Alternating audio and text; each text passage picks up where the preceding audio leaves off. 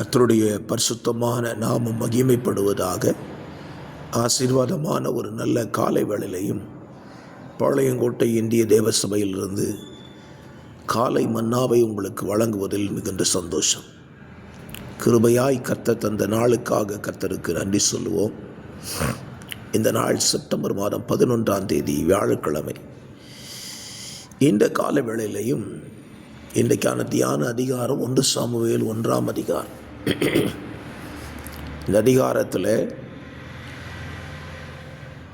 சாமுவேலினுடைய தாயாகிய அன்னாளை குறித்து இந்த அதிகாரத்தில் எழுதப்பட்டிருக்கிறது.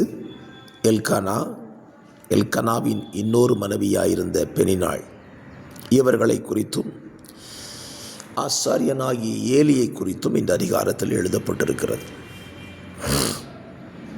இந்த அதிகாரத்தில் நாம் இன்றைக்கு காலையில் சிந்திக்கும்படி எடுத்துக்கொண்ட வேத வாக்கியம் 5ஆம் வசனம். அன்னாளை சிநேகித்தபடியால் அவளுக்கு இரட்டிப்பான பங்கு கொடுப்பான். கர்த்தரோ அவள் கர்ப்பத்தை அடைத்திருந்தார். இரட்டிப்பான பங்கை எல்கானா அன்னாளுக்கு கொடுத்திருந்தான். கர்த்தர் அன்னாளின் கர்ப்பத்தை அடைத்திருந்தார். இந்த காலை சிந்தை, இந்த உலகத்தில் நமக்கு கிடைக்கிற நன்மைகள் பெரிதா அல்லது தேவன் கொடுக்கிற நன்மை பெரிதா என்று தியானிக்கலாம். இந்த உலகத்தின் நன்மைகளை தேவன் மட்டும்தான் கொடுக்க முடியும் என்று நாம் நினைக்கக்கூடாது. இந்த உலகத்தின் நன்மைகளை பிசாசும் கொடுத்து கொண்டுதான் இருக்கிறான். வேத வசனத்தின் அடிப்படையில் அதை இயேசுவினிடத்திலே சொல்லுகிறார்.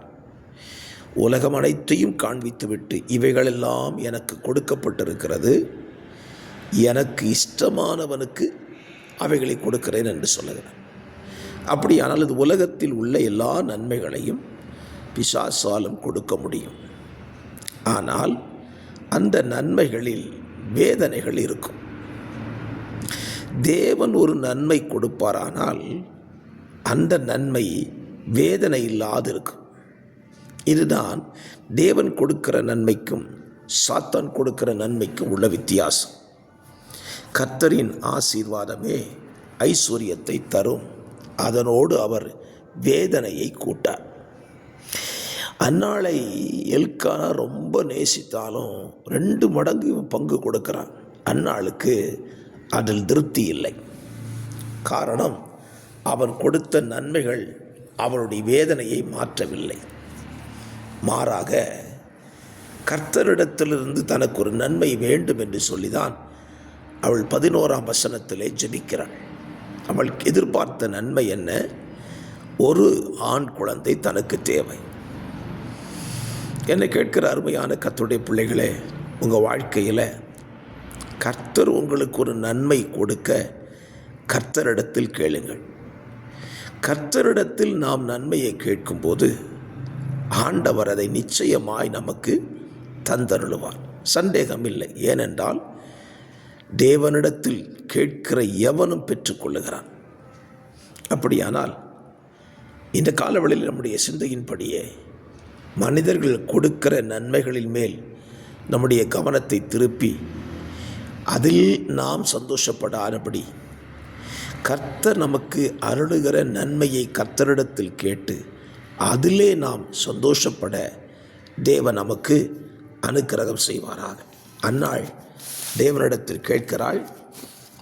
கேட்ட அந்த விண்ணப்பத்தின்படியே கர்த்தர் அன்னாளுக்கு செய்தருளினார்.